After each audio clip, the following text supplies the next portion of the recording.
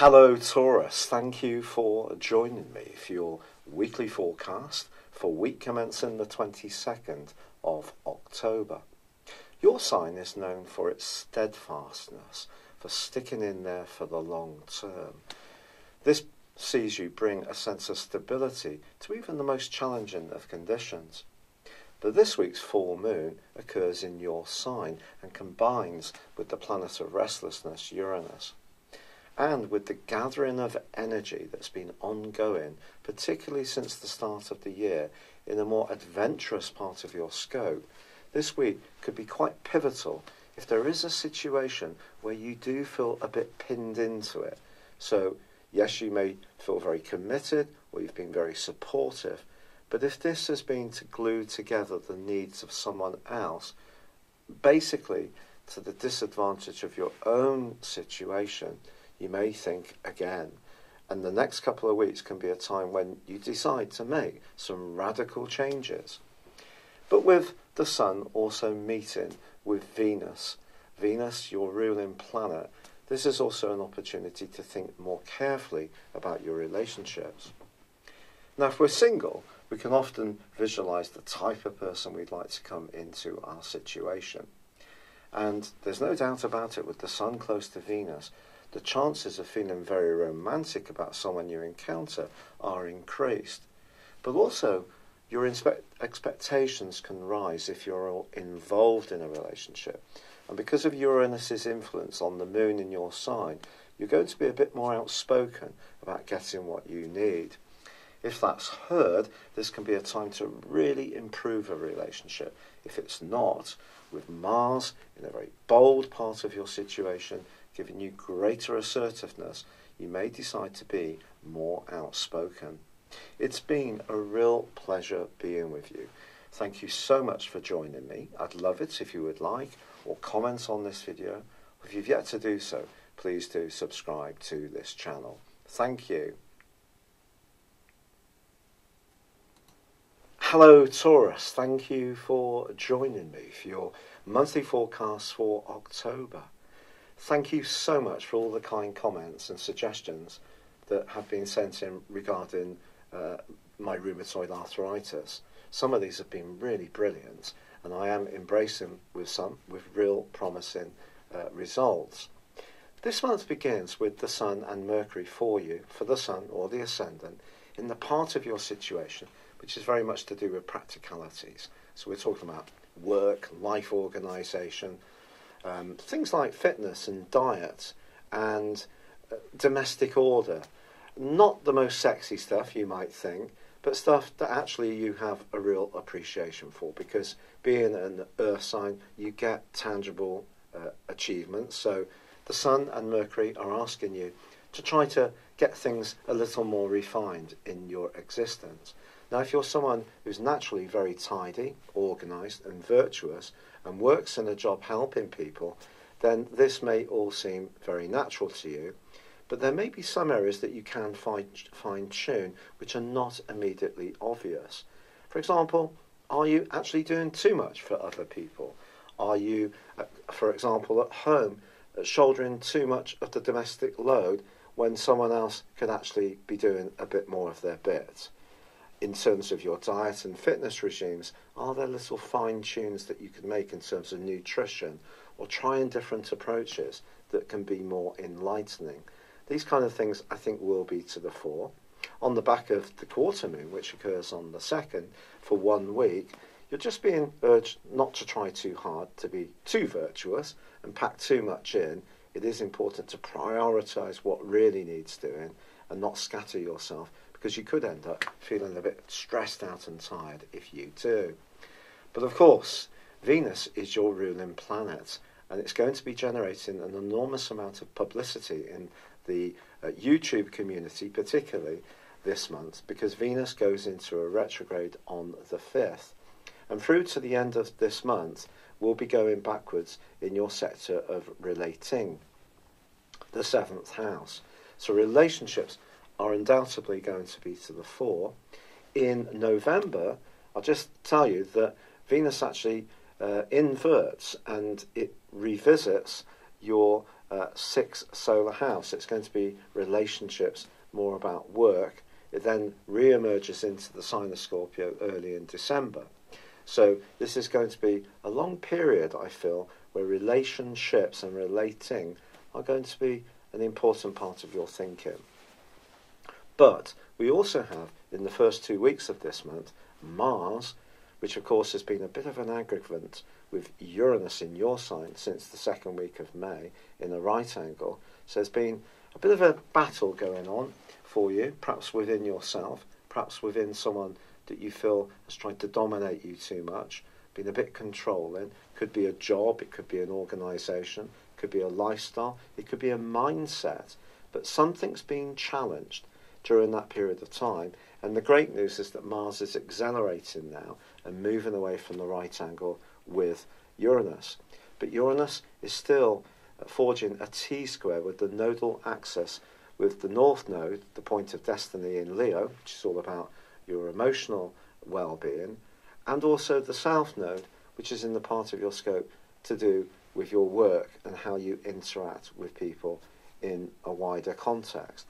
Now, this T-square is going to be joined by other influences this month, and I do feel it is very important to mention, because Uranus, right at the very start of your sign, is giving you a little nibble, a little nudge of some dramatic changes that are going to be coming your way from the 6th of March next year, right through till year 2026.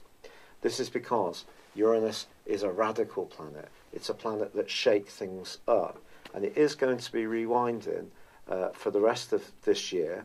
So this T-square, really, even once the North Node and the nodal axis reverses into Cancer in December, I still think it's going to be activated for you. So it's important to understand the role of Uranus in this, because if you're born in the early degrees of Taurus, you're going to be really feeling this energy very powerfully.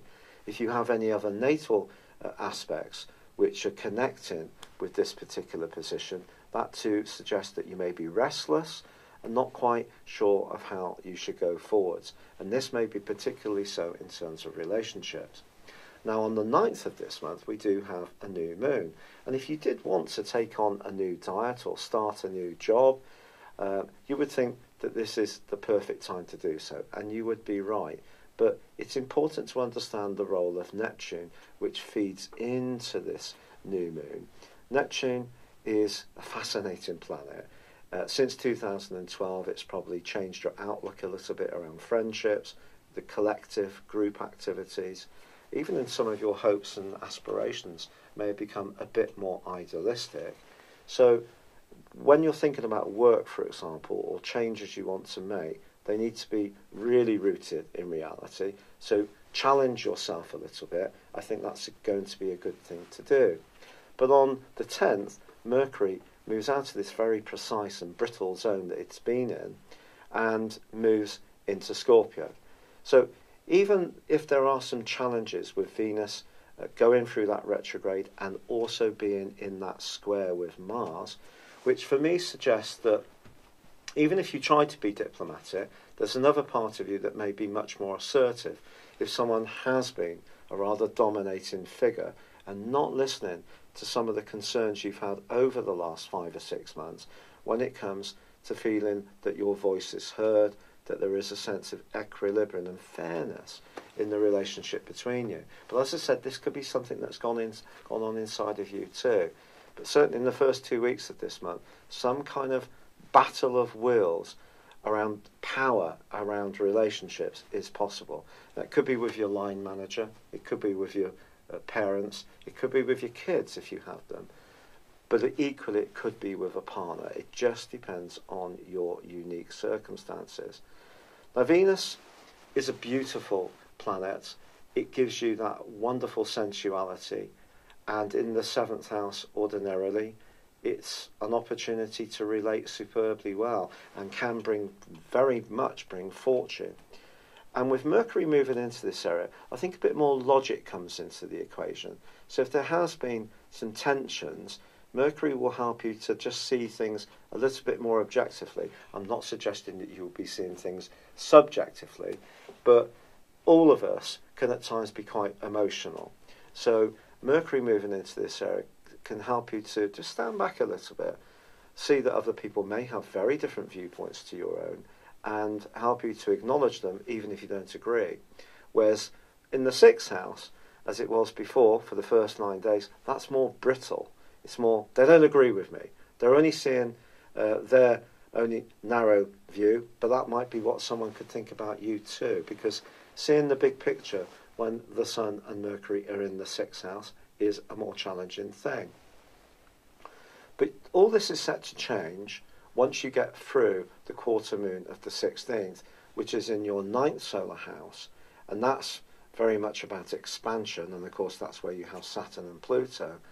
But with its angle to the sixth house, don't promise anything from the 16th for 1 week that you don't have a realistic opportunity to fulfill. So it's very much the time to under-promise and over-deliver. And if there is something you tend to do where you're self-sacrificing, whether it's doing more of the domestic load on a partner, or perhaps tidying up over your kids too much, set some firmer boundaries. Get people to do a bit more for themselves. Even at work, if you're the good guy that always covers everyone else's shifts when they want some time off, well, if it doesn't absolutely suit you, make sure that you're not agreeing to something that ultimately spoils your need to be a free spirit. Because remember, with Uranus in the early part of your sign, and also Saturn in Pluto in your ninth house, which is about adventurism and independence, there is a change that's been going on within you last year since the 20th with Saturn, and of course since 2008 with Pluto, pushing you to be more experimental, to be more open to new ideas, and challenge that side of yourself which loves the status quo, which loves routines, which can be a little set in your ways. Now, the really exciting moment of this month, I think, occurs on the 23rd, because the Sun then arrives to join up with Mercury and also Venus and also Jupiter in the sign of Scorpio, which for you, again, is about relationships. So wonderful, isn't it? And Venus is backtracking to such a point that it then forges a conjunction with the Sun. But the key here, Taurus, is that then they are going to join in with that T-square on that nodal axis with Uranus, so we get a grand fixed cross.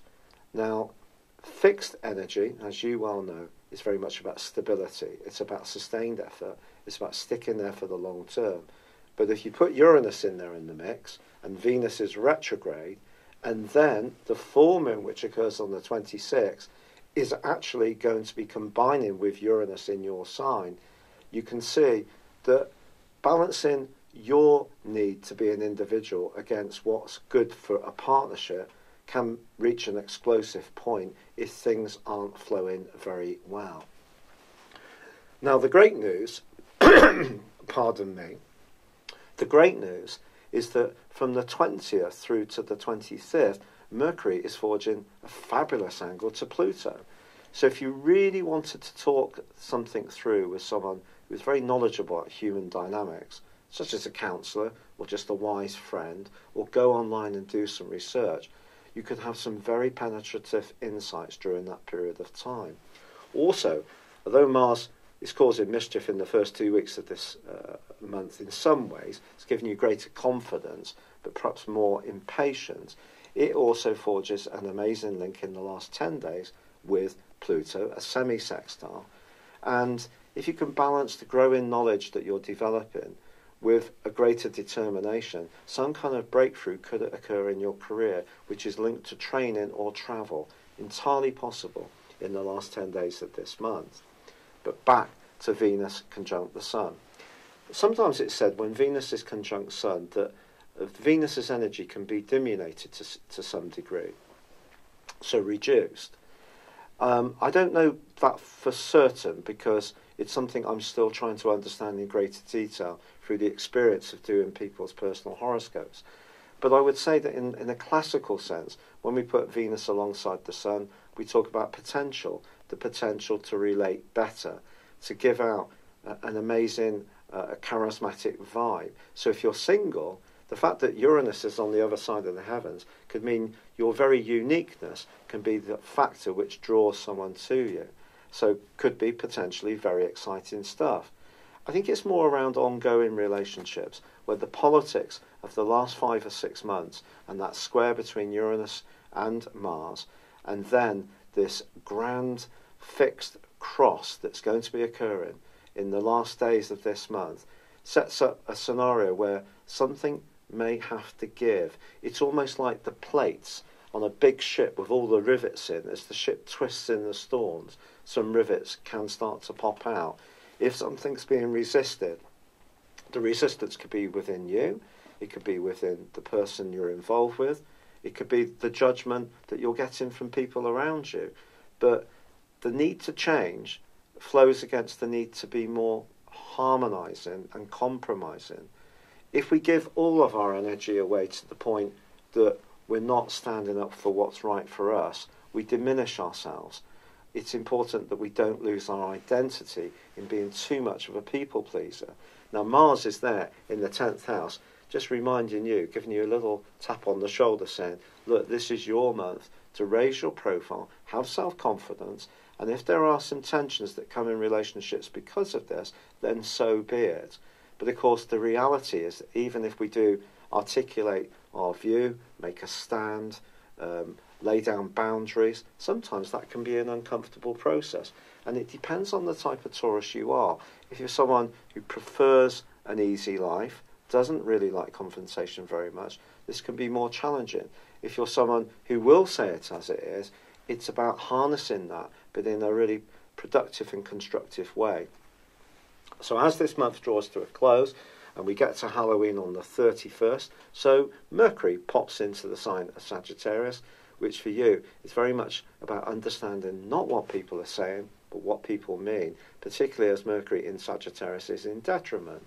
But I feel that there are so many opportunities this month, to be perfectly honest. So although this month may be characterised as being very much a difficult time with Venus in retrograde, and it is true that there could be something in that, I also feel we need to look at those other opportunities to understand better how you relate, to understand better what you need, and most of all, to understand better what other people want from you. But if you're a natural giver, I think this is a month to find your power and your voice.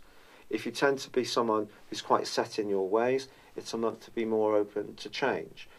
If you're someone who likes things very much on your own terms, you could be challenged by someone who would like you to hear where they're coming from more. So it depends on unique circumstances.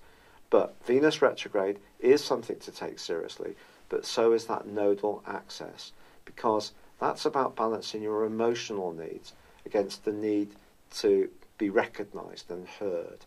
And if you can get that formula right, by the time the Sun and Venus come together and they go into opposition with Uranus, it could be a time of liberation and excitement, even if the change itself could see you a little bit daunted. But hang in there, because you don't change things very often, and if something is ripe for change, you'll instinctively know there's a reason because of that.